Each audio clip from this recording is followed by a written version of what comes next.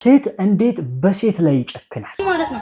ዛሬ እንደዚህ ፊትሽን አቀላልቼ ነው የተውኩሽ። ቀጣይ ደግሞ ደምሽን እንደዚህ ጥቁር አቅም የላትም ብለው ሲቀጠቅጧት ሲጎዷት የነበሩት ሴቶች በመጨረሻ በቁጥጥር ስር ዋሉ።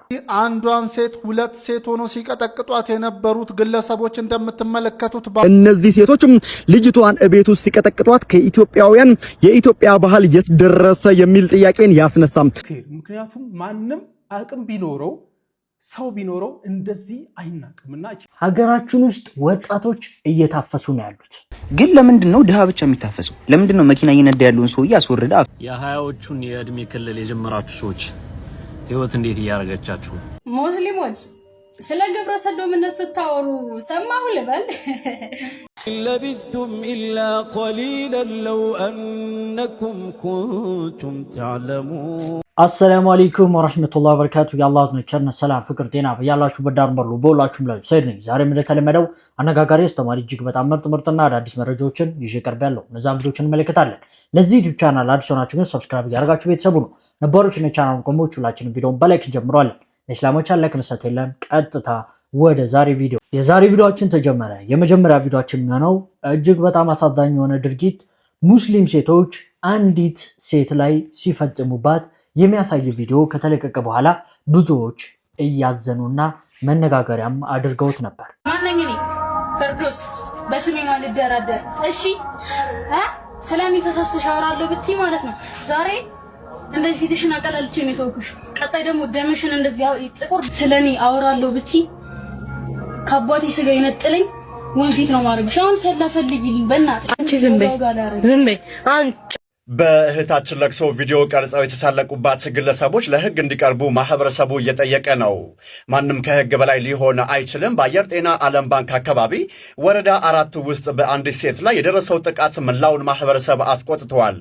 ወንጀለኞቹ የፈጸሙትን ግብ በቪዲዮ ቀርጸው ከለቀቁት በኋላ አጥፍተውታል።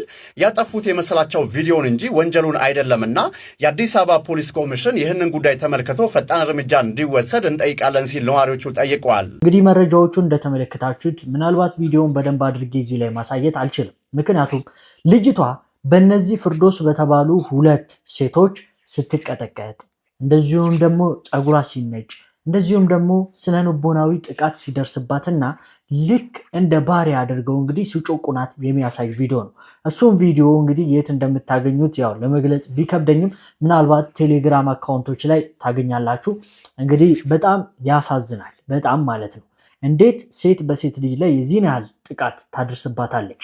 እንግዲህ ያቺ ሴት ምንም ቤተሰብ ስለሌላት ምንም ሀብት ስለሌላት ድሃ ስለሆነች እነሱ ጉልበት ስላላቸው አቅም ስላላቸው አሰሪዎቿ ስለሆኑ ብቻ በዛ ልክ ያቺን ሴት ማሰቃየታቸው ትክክል ነው ወይ? በፍጹም ትክክል አይደለም።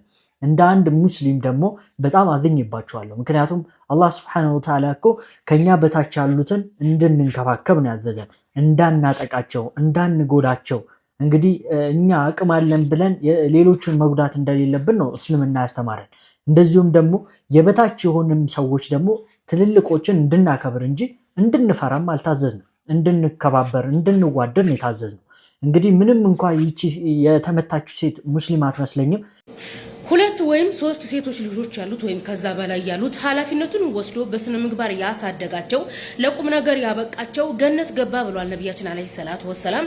ልጆቻችሁን ኃላፊነት ወስዳችሁ በስነ ምግባር አሳደጋችሁ ለቁም ነገር ብታበቋቸው ገነት የመግቢያ ምክንያት ይሆናችኋልና ልጆቻችሁን በስነ ምግባር አሳድጉ። ይሄንን ያልኩት ምንድነው ትናንትናና ዛሬ በሶሻል ሚዲያ ላይ እየተሰራጨ ያለ የቲኔጀሮች ቪዲዮ አለ። እዛ ቪዲዮ ላይ ሁላችንም የሚማቱት ላይ ፈርደናል። ነገር ግን ለምን እንደሚማቱ አላጣራንም። ይሄ ስሜትን ተከትሎ መናገር ነው። ስሜትን ተከትሎ የሚናገር ህዝብን የሚበድል ነው ይላል አምላካችን አላህ Subhanahu Wa Ta'ala ቁርአን ላይ ከኔ ጀምሮ 28ኛው የቁርአን ምዕራፍ አንቀጽ 1 ሰላም ለካችን አላህ Subhanahu Wa Ta'ala እሺ ባይሉም የሚከተሉትን ዝንባሌዎቻቸውን ብቻ መሆኑን ወቅ ከአላህ የሆነ መመሪያን ሳይኖረው ዝንባሌውን ከተከተለ ሰው ይበልጥ የጠመመ አንድም የለም። አላህ በደሎችን ህዝቦችን አይመራምና ይላል።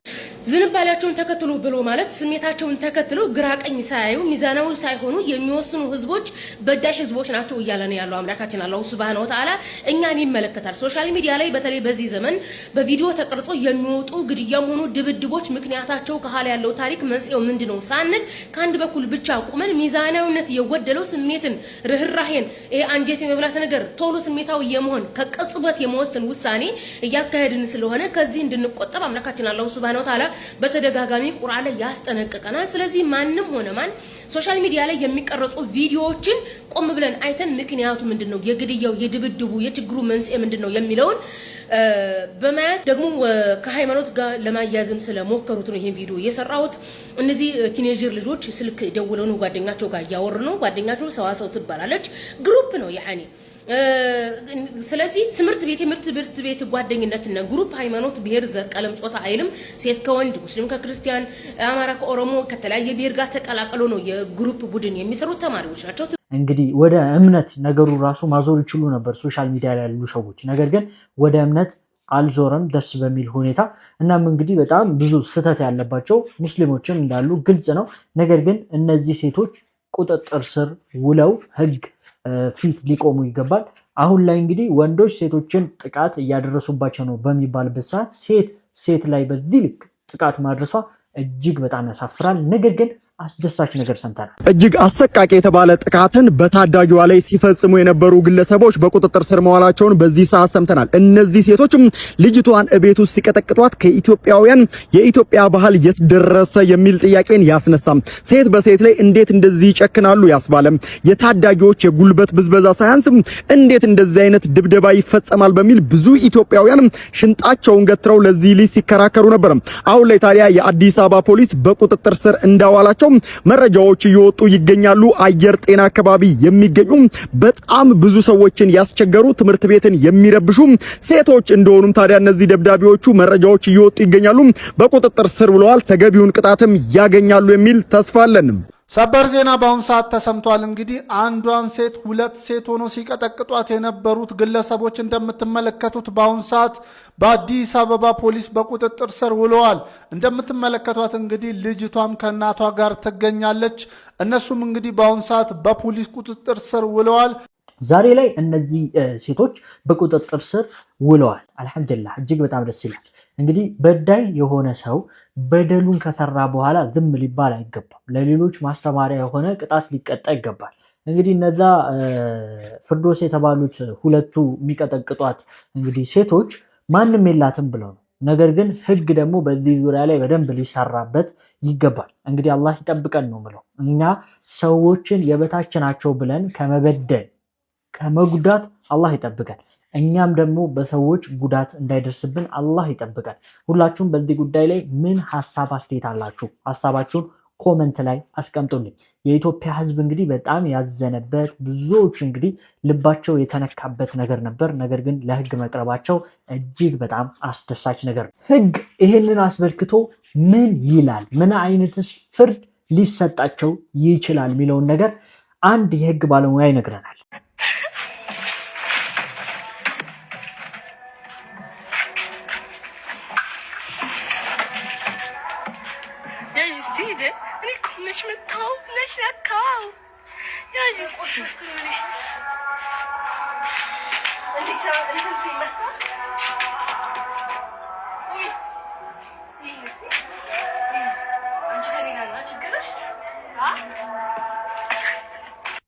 ነፃ የጥብቅና አገልግሎት ልሰጣት ዝግጁ ነኝ። ሰላም ደጉሎ ነኝ። ሁላችሁም ይህን ቪዲዮ ሼር፣ ኮፒ ሊንክ፣ ሪፖስት እያደረጋችሁ ቀደም ሲል የተመለከታችሁት ወንጀል የተፈጸመበት አካባቢ የሚገኙ ሰዎች ይህ ቪዲዮ ደርሷቸው የግል ተበዳይዋን ከኔ ጋር እንዲያገናኙ እንድታደርጉልኝ በማክበር እጠይቃለሁ። እንግዲህ ቀደም ሲል የተመለከታችሁት ቪዲዮ ላይ ግልጽ የሆኑ ወንጀሎች ሲፈጸሙ ነበር። ይኸውም በሀገራችን ህገ መንግስት ላይ በግልጽ የተደነገጉ የሰብአዊ መብት ጥሰቶች ተፈጽመዋል። ኢሰብአዊ በሆነ መንገድ ጭካኔ በተሞላበት መንገድ ሰዎችን መያዝ፣ የሰውን ክብር መንካት፣ ማዋረድና የግድያ ዛቻ የመሳሰሉ ተግባራት ተፈጽመዋል። እነዚህ አካላት በህግ ሊጠየቁ ይገባል። መታገልም ያለብን የደቦ ፍርድም መታገል አለብን። ያጠፉ ሰዎች በህግና በስርዓት ብቻ ነው መጠየቅ ያለባቸው። የደቦ ፍርድ በሀገራችን ሊቆም ይገባል። የህግ የበላይነት ሊረጋገጥ ይገባል እላለሁ። አመሰግናለሁ። ህግ እንግዲህ በዚህ ጉዳይ ላይ የሚለውን ነገር ሰምተናል። ህጉ ከበድ ያለ ነው። እናም እንግዲህ ከበድ ያለ ቅጣት እንደሚጠብቃቸው ተስፋ እናደርጋለን። በዛ ላይ ደግሞ መቅረጻቸው በጣም አስገርሞኛል። አንድን ሰው እየመታችሁ አንድን ሰው እየጨቆናችሁና አንድን ሰው በደል እየፈጸማችሁበት መቅረስ ራሱ ምን ይባላል? አላህ Subhanahu Wa Ta'ala ሲያጋልጣቸው ነው እነዚህ ሴቶች ያችን ሴት ቀርጸዋት እንግዲህ ሚዲያ ላይ እንዲወጣባቸው ይሆነው። ምናልባት እነሱ ቀርጸው አስቀምጠው ሊሆን ይችላል፣ የሆነ ሰው ነው የለቀቀባቸው። ነገር ግን አላህ በቃ ፍትህ ያስፈልጋል፣ ፍትህ ለዚህች ልጅ ይገባታል ሲል ይሆናል ያ ቪዲዮ እንዲቀርጹት ያደረገው። ብዙ ሰው የሚሰራውን ወንጀል የሚሰራውን ጥፋትና በደል አይቀርጽም። እነዚህ ሴቶች ግን እየቀረጹ በዛ ላይ ያስደነሷት፣ ጭቆና እያደረሱባት እየመቷት ነው የቀረጿትና በጣም ያስገርማል። ሚዲያ ላይ መውጣቱ ማለት ነው። አላህ ፍትህ አግኝ ሲላት ነው። ለማንኛውም ያቺ የተጎዳችዋን ሴትም እንርዳ እያሉ ብዙዎች የተንቀሳቀሱ ይገኛሉ። ይህቺን ልጅ ባካችሁ ወደ እኔ ላኳት፣ እኔ በየወሩ $1 ደሞዝተኛ ነው ማደርጋት እና ሰሞኑን ስትደበደብ ብዙዎቻችሁ አይታችሁ አዝናችኋል። እኔም በጣም ያዘንኩት እና በበቀል አምናለሁ። እኔ በበቀል ስላችሁ የደበደቧትን ልጆች መበቀል አይደለም፣ እሱን ፖሊስ ያደርግልናል 100% እርግጠኛ ነኝ። ነገ ከነገ ወዲያ በጣም ቢረዝም በዚህ ሳምንት ውስጥ እነዚህ ልጆች ሲያዙ እና ዜና ሲለቀቅ ትሰማላችሁ። ፖሊስ ይሄን ያደርገዋል ብዬ አስባለሁ። ነገር ግን እኔ መበቀል ያልኩት ምን መሰላችሁ? ባጠገባችሁ ያሉ ሰዎች የሚደፍሯችሁ በዋነኝነት ሰው የላችሁም ብሎ ሲያስብና የገንዘብ አቅም የላችሁም ብሎ ሲያስብ ነው። ገንዘብ ያለው ሰው ያለው ሰው ቢያጠፋ ራሱ በእንደዚህ አይነት መንገድ በጥፊና በውሃ የተደፋበት አይቀጣም። እኔ ልጅቷ ምን አጥፍታ ነው ምናምን የሚለውን ነገር አይ ዶንት ኬር። ምክንያቱም ማንም አቅም ቢኖረው ሰው ቢኖረው እንደዚህ አይናቅም እና እቺ ልጅ ተንቃ ነው ይሄ የደረሰባት እና እባካችሁ ያለችበትን የምታውቁ ሰዎች ከኔ ጋር አገናኟት። እኔ ዩቲዩብ ቻናል ከፍትላታለሁ። በእርግጠኝነት ፕሮሞት አድርገው በአንድ ቀን ውስጥ ከ50,000 በላይ ሰብስክራይበር እንደምታገኝ እርግጠኛ ነኝ። እናንተ ይህን ታደርጋላችሁ በእርግጠኝነት እና ሌላ ደግሞ ቋሚ ወራዊ ደሞዝ እንድታገኝ ምን መስራት እንዳለባት እንዴት መስራት እንዳለባት ሙሉ ነገር አሳያታለሁ። ስለዚህ በዚህ መንገድ እንረዳታለን ብዬ አስባለሁ። ስለዚህ ያለችበትን የምታውቁ ሰዎች ከኔ ጋር አገናኟት። ይህንን ለማድረግ እኔ ዝግጁ ነኝ። የኔም ፎሎወሮች በእርግጠኝነት ይህን እንደሚያደርጉልኝ እርግጠኛ ነኝ። አዳዲስ ነገር ሲኖር ማሳውቃችሁ ይሆናል። አሁን የምንሄደው እንግዲህ ሀገራችን ውስጥ አፈሳ የሚባል ነገር ተጀምሯል። ወጣቶችን ማለት ነው እናየዋለን። መታፈሱ ይሁንሽ ችግር የለውም። ለሀገራችን አይደል እንዋጋው ችግር የለውም። ግን ለምንድን ነው ድሃ ብቻ የሚታፈሰው? ለምንድን ነው መኪና እየነዳ ያለውን ሰውዬ አስወርደ አፍሰ ውትድርና ማትወስዱ? ለምንድን ነው ህንጻውን አስገንብቶ የራሱ ሆቴል ውስጥ ቁጭ ብሎ እየተዝናና ያለውን ሰውዬ ናውጣ ሀገር ጠርታለሽ ብለ ይዘው ማትሄዱ? እኛ ብቻ ነን እንደ ሀገሪቱ ዜጋ? ብዙ ቀልዶች፣ ብዙ ቁም ነገሮች በዚህ ጉዳይ ላይ እየተሰሩ ነው ያሉት። እንግዲህ አፈሳ ብዙ ጊዜ ድሃዎችን እና እንደዚሁ ደግሞ በጣም ምስኪን የሆኑ ወጣቶችን የሚያካትት ነው። ነገር ግን ብዙ ሀብታሞችን እንደዚሁም ደግሞ ጥሩ ጥሩ የሚባሉ ስልጣን ላይ ያሉ ወጣቶችን የሚመለከት አይደለም እና ይህ ነገር ብዙዎችን እያነጋገረ ይገኛል። ለምን እኛ ብቻ እንታፈሳለን ለሀገር እስከሆነ ድረስ እያሉ ነው ያሉት። ለማንኛውም እንግዲህ ወጣቱ በአሁኑ ሰዓት እንግዲህ አደባባይ ላይ መሄድ አይችልም። በቃ በጣም አስጊ ደረጃ ላይ ነው የደረስነው። ይህ ነገር እንግዲህ መፍትሄ ሊሰጠው ይገባል። በአግባቡ ስርዓት ባለው መልኩ መሆን መቻል አለበት ሁሉም ነገር እና በዚህ ጉዳይ ላይ የእናንተ ሀሳብ አስተያየት ምንድን ነው? ለምሳሌ የእናንተ ልጅ ዝም ብሎ ከጓደኞቹ ጋር ከተማ እየሄደ ታፍሶ ሲወሰድ፣ እንደዚሁም ደግሞ ያው ልጃችሁ ሊሆን ይችላል፣ ባላችሁ ሊሆን ይችላል። በቃ በጣም አስጊ ነው ይሄ ነገር። በዚህ ጉዳይ ላይ ምን ሀሳብ አላችሁ? መፍትሄስ ብላችሁ የምታቀርቡት ነገር ምንድን ነው? የሀያዎቹን የእድሜ ክልል የጀመራችሁ ሰዎች የሀያዎቹን የእድሜ ክልል የጀመራችሁ ሰዎች ህይወት እንዴት እያደረገቻችሁ? በፊት 18 19 17 ዓመታችን ላይ ያለን በጣም ደስ የሚል ታይም ነበረ። አቺ ቫይብ ትንሽ ጉርምስና ምናምን ተጀመረባት። ይሄ ልጅነት ታይም ምናምን የድሮውን ማተውት እሱን ከ10 ዓመት በፊት ምናምን 13 12 ላይ ምናምን አይደለም እንደው 17 18 19 አካባቢ ራሱ ያለው ሀያት ደስ የሚል ነበረ። ሁሌ ህይወት በዛ የሚቀጥል ይመስለን ነበረ። በቃ እናቶቻችን አባቶቻችን ቤት ተቀምጠን ህይወት በጣም ያው ምን ከፍለው ዋጋ አልነበረም። ያው አብዛኛው ነው እሺ፣ ምናልባት አንዳንዱ ከልጅነቱም ጀምሮ በጣም ከባድ ሀያት የሚያሳልፍ አለ። ግን አብዛኛው ከእድሜያችንም አንፃር የምናስበው ብዙ ሀሳብ የለም። በቃ አለ አይደል የሚገርም ሀያት ነበረ። ከዛ ግን 24 25 26 እያልክ ስትሄድ ግን ህይወት ካንተ ዋጋ እንደምትፈልግ ትረዳለህ። አንተ ዋጋ ያልከፈልክለት ነገር እንደማይኖር በቃ ለእያንዳንዱ ሁኔታ ለእያንዳንዱ ቦታ ካንተ ትልቅ ዋጋ መክፈልን እንደምትፈልግ ህይወት ስታውቅ አሃ ህይወት እንዲናት ማለት ነው፣ በድሮ ማንነቷ አትቀጥልም ማለት ነው የሚለውን እየተረዳ ስትመጣ ያለው ቫይብ በጣም የሚያስገርም ሐል ነው። بعضهم የሆነ አንዳንዱ ወደ ትዳር ይገባል፣ አንዳንዱ ደግሞ የቤተሰብ መስኡልያ ላይ ነው። አንዳንዱ በጣም ከስራ በመወጠሩ የተነሳ አጠገቡ ያሉትን ሰዎች ራሱ በደንብ ትሪት የሚያረግም አይደለም። ትዳር የሚባለውም ትዝ የማይለውም አለና ብቻ በተለያየ አይነት ሀያት ላይ ታገኘዋለህ። 25 26 27 እያለ አብዛኛው 20ዎቹ እድሜ ላይ ያለ ሰው እና በጣም ስላስገረመኝ ነው ህይወት በጣም በተለይ ደግሞ ወደ 30 እያልክ ደግሞ ስትመጣ ምን ያክል ህይወትን እንትን እንደምትል የህይወት ሌላኛውን ፓርት እንደምትማር ያስገርማል። هذه هي الدنيا والله ان شاء الله እንግዲህ አላህ በዚህ እድሜ ላይ ያለን ሰዎች አላህ ያግዘን። ሁሉንም እናስበው ነገር ለኛ ጥሩ ከሆነ አላህ ያሳካልን። ተወኩል እናድርግ። ሁሉም ነገር በጊዜው ይስተካከላል ኢንሻአላህ። ጠንከር እንበል። ሰላም አለይኩም ወራህመቱላህ። እንግዲህ 20ዎቹ እድሜ ላይ ስትገባ ሁሉ ነገር ይጠብቀሃል። ቤተሰብ ይጠብቀሃል፣ ለራስህ ትዳር ይጠብቀሃል።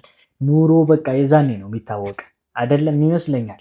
ብዙ ወጣቶች እንግዲህ እስከ 20 ምናምን ዓመታቸው ድረስ ቤተሰብ ጋር ናቸው፣ ትምህርት ላይ ናቸው። ላይክ ብዙ የህይወትን ነገር አይመለከቱትም።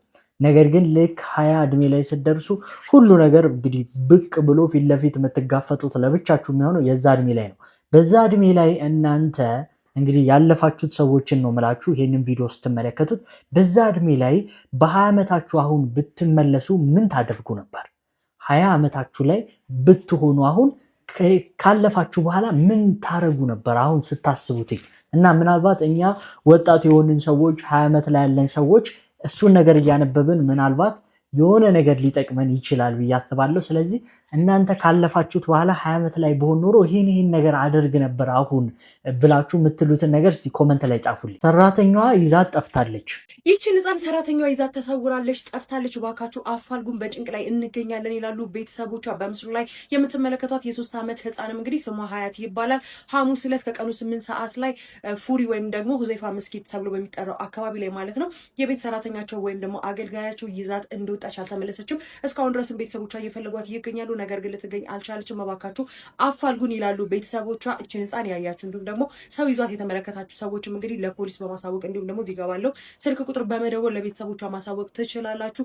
ይዛት ተሰውራለች የተባለችው ሴትም እንግዲህ አይሻ እንደምትባል ስሟ ነው ወላጆች ወይም ደግሞ የጠፋችሁ ህፃን ልጅ ቤተሰቦች የተናገሩት። ስለዚህ ህፃን ምንም አይነት መረጃ ያላችሁ ሰዎች ለቤተሰቦቿ እንዲሁም ደግሞ ለፖሊስ ማሳወቅ ትችላላችሁ። ይህ ቪዲዮ ለበርካታ ሰዎች እንዲዳረስ ሪፖስት እንዲሁም ደግሞ ሼር ማድረጋችሁን ጭምር አትርሱ። እንግዲህ ሰራተኞች ብዙ በደልን ሰርተው ተመልክተናል።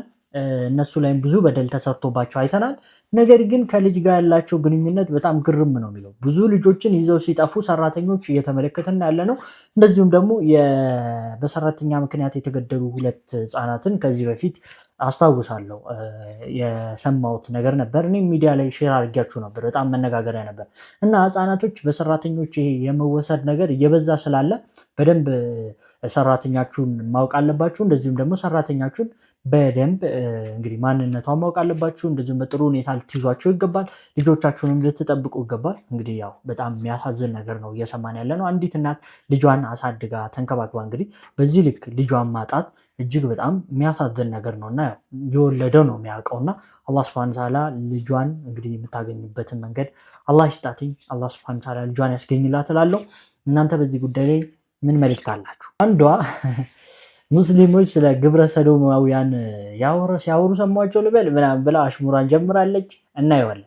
ሙስሊሞች ስለ ግብረ ሰዶምነት ስታወሩ ሰማሁ ልበል።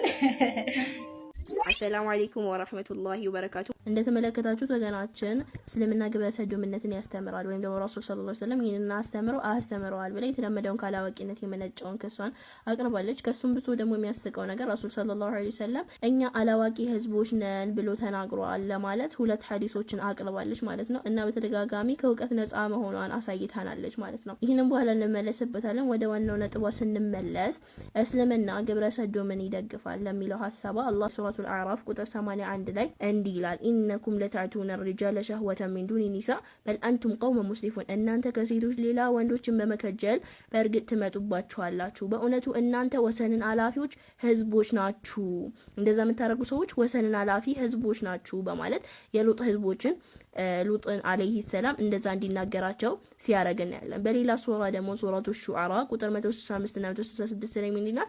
አታዕቱነ ذክራን ሚን العالمين ከዓለማት ሰዎች ወንዶችን ትመጣላችሁ ሆነ ወተዘሩነ ማ خلق لكم ربكم من ازواجكم بل انتم قوم عادون ከሚስቶቻችሁ ጌታችሁ ለእናንተ የፈጠረላችሁን ትተዋላችሁ ሆነ በእውነቱ እናንተ ወሰን አላፊዎች ህዝቦች ናችሁ እያለ በጣም ይህንን ነገር እያወገዘና እያስጠነቀቀ አላሁ ሱብሓነሁ ወተዓላ በቁርአን ላይ ያስቀምጥልናል ማለት ነው። እና እስልምና ከእንደዚህ አይነት ነገር ወይም ደግሞ ከእንደዚህ የዘቀጠ ተግባር ሆነ አስተምሮ የጸዳ እምነት ነው።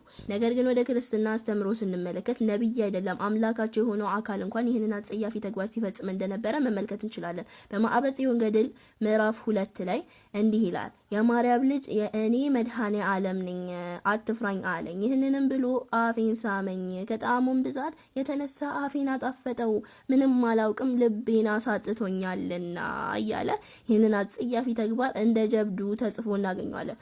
በሌላ በኩል ደግሞ ሁለተኛ ሳሙኤል ምዕራፍ 1 ቁጥር 26 ላይ እንዲህ ይላል ወንድሜ ዮናታን ሆይ እኔ ስላንተ እጨነቃለሁ በእኔ ዘንድ ውድህ እጅግ የተለየ ነበር ከዚህ ፍቅር ይልቅ ፍቅርህ ለእኔ ግሩም ነበረ እያለ ይህንን አጸያፊ ተግባር መጽሐፍ ላይ ሰፍሮ እናገኘዋለን። እንግዲህ ማስተዋል ለሚችል አካል ግብረ ሰዶምን ማን እንደሚያበረታታ ግልጽ ነው። እንደ እስልምና በነገራችን ላይ ለሁሉም ነገር መፍትሄ ያለው ዲን የለም።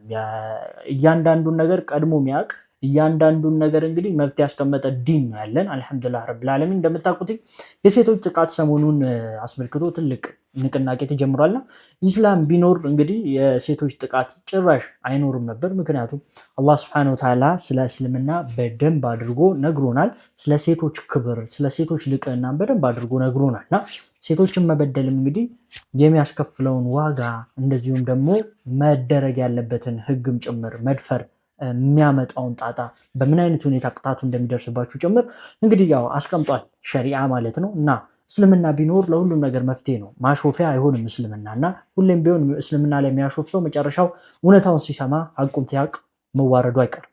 ቁርአንን በዚህ እድሜ በዚህ ቀናት ውስጥ ማሐፈዝ ይቻላል እንዴ? ተመልከቱ። እቺ ታሪክ የሰራችውን ታዳጊ ልንገራችሁ።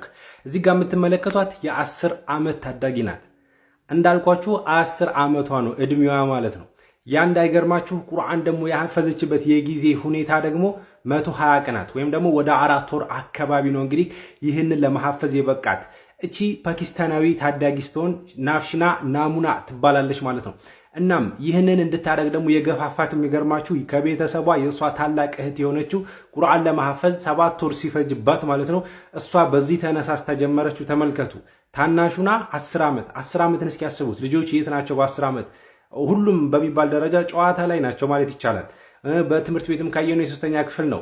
ቁርአንን ማሐፈዝ የማይታሰብ ነው ደግሞ በ4 ወር ሲሆን ያአላህ ይህ የአላህ መሰጠትን ነው። እናም ይህን እንዲያደርጉ ደግሞ ማለት ነው እናታቸው በአካባቢው ያለውን የቁርአን ሂፍዝ ማዕከሉን ማለት ነው አንድ አስተዳዳሪ የበላይነት የምትመራው እናታቸው ናቸውና የእሷንም ወንድሞቿንም እንግዲህ ትደግፋቸዋለች ሲል ነው እንግዲህ መረጃው የሚያሳየው ማለት ነው። ሱብሃንአላህ በ10 ዓመት በዛ ላይ 4 ወር ይህ እንግዲህ አላህ ሲሰጥ ነው። ሌላ ምን ይባላል? እስኪ በኮሜንት ማሻአላህ እያላችሁ አሁን የምንሄደው የኡስታዞችን መልእክት የምንሰማበት ጊዜ ላይ ነው የደረስነው። እነሱን ተመልክተን እንመጣለን። ለዱንያ ብዙ አትጨነቁ። ዱንያ አላህ ዘንድ ቦታ የላትም፣ መገልገያ ናት። ጫማ አርጅቶ የምጥለው ጫማ ናት። አፍንጫን አጽድተህበት ምጥላት ሶፍት ናት ዱንያ ማለት። ዱንያ ምን እንደሆነች ማወቅ ከፈለጋችሁ ቆሻሻ መጣያ ጋር ሂዱ ይሉ ነበር ደጋ ቀደምቶች። ሰዎች ዱንያ ሲባል ጀነት የገቡ የጀነትን ቁልፍ የተረከቡ የሚመስላቸው ሰዎች ሀብት ሲያገኙ ምቾት ሲያገኙ ሌላ ፍጡር የሆኑ ሌላ ዓለም ውስጥ የገቡ ይመስላቸዋል። አህዋልህ እንዲቀያየር ሰው ላይ እንድትኮራ አላህ እንድትረሳ የምታደርግህ ዱንያ ማለት ቆሻሻ መጣያ ላይ ስትሄድ የምታያት ናት። በህይወት ጉዞ ላይ መቼም ቢሆን በላብ ለማደር ጥረት አድርግ። የሰው ሸክም እንዳትሆን። የሰጠ ይንቅሃል። አላህ ካዘነላቸው ውስጥ ተቀባይ ስትሆን የበታች ትሆናለህ። የቆሸሹ እጆች የነጹ ርዚቆች መገለጫ ናቸው እና አደራህን በህይወት ጉዞ ላይ የማንም ሸክም እንዳትሆን። ነገ ሁሌ የሚሰጥ ሰው ሊሰለችህ ይችላል። በህይወት ጉዞ ላይ ሰጭ እንጂ ተቀባይ ላለመሆን ጥረት አድርግ። ሴት ልጅ ምንም ነገር ልትባል ትችላለች በሸረፏ በክብሯ፣ ግን ከዛ የበለጠ ከባድ ስብራት አይደርስባትም። ገንዘብ ልታጣ ትችላለች፣ ዱላ ልትመታ ትችላለች። ሴት ልጅ በክብሯ የመጣ ግን ከባድ ነገር ነው። ብራቷ በጣም ከባድ ነበር። ያለ ሰብር የሚያዋጣ ነገር የለም። ሙእምን የሚያዋጣው ሰብርና ሰብር ብቻ ነው። አላህ ባሪያውን ከወደደ ይፈትነዋል። የአላህን ፈተና ሙሲባ ውሳኔ ወዶ የተቀበለ አላህ ይወደዋል። የአላህን ውሳኔ የጠላ የተበሳጨ የተወራጨ አላህ ይጠላዋል ብለዋል ነብዩ አለይሂ ሰላቱ። ባለመታገስ ዱንያም ላይ መጎዳት አኺራም ላይ መጎዳት ነው የሚከተለው። አላህ በሰማነው እንሰራና ምንጠቀም ያድርገን እያልኩኝ አሁን እንግዲህ ወደ ውጭ መረጃዎች እንሄዳለን። ከውጭ ምን አዳዲስ ነገሮች አሉ? ፈረንሳዊው የፍልስጤም ካራቫን በጎ ፈቃደኛ ተጓዥ እስልምናን መቀበሉ ተሰማ። አሽሀዱ አላ ኢላሃ ኢላላህ። ሴባስቲያን የተባለው በጎ ፈቃደኛ ወደ ፍልስጤም እርዳታ ለማድረስ በመጓዝ ላይ ያለ በቱርክ ሻሃዳ በመያዝ እስልምናን ተቀብሏል። ዓለም አቀፉ የፍልስጤም ካራቫን በጋዛ እየተካሄደ ያለውን የዘር ማጥፋት ዘመቻ ለመቃወም ከ20 በላይ ሀገሮች የተውጣጡበት በመቶዎች የሚቆጠሩ አክቲቪስቶችን አሰባስቧል። አክቲቪስቶቹ ሙስሊሞችና ከእስልምና ውጭ የሆኑ ሰዎችም የተሰባሰቡበት መሆኑም ይነገራል። ተጓዦቹ ጉዟቸውን ከቦስኒያና ሄርዞጎቪና የጀመሩ ሲሆን በሐምሌ ወር መጨረሻ ላይም ቱርክ ገብተዋል ተብሏል። በቱርክ ከተጓዦቹ መካከል አንዱ የሆነው ፈረንሳዊ ሴባስቲያን በጉዞው ላይ እስልምናን ለመቀበል መወሰኑ ተነግሯል። በዚህም ሻሃዳ በመያዝ እስልምናን ተቀብሏል። እነዚህ የፍልስጤም ካራቫን ተጓዦች በነሐሴ ወር መጨረሻ ድረስ የፍልስጤም ድንበር አካባቢ ይደርሳሉ ተብሏል። ህይወታቸው ያለፈው እንዲህ በመስጂድ ውስጥ ቁጭ ብለው ቁርአን እየቀሩ ነበረ። የፈጅር ሶላትን አዛን ለማድረግ አዛን እየተጠባበቁ ባለበት ወቅት ምን አይነት መጨረሻ ነው?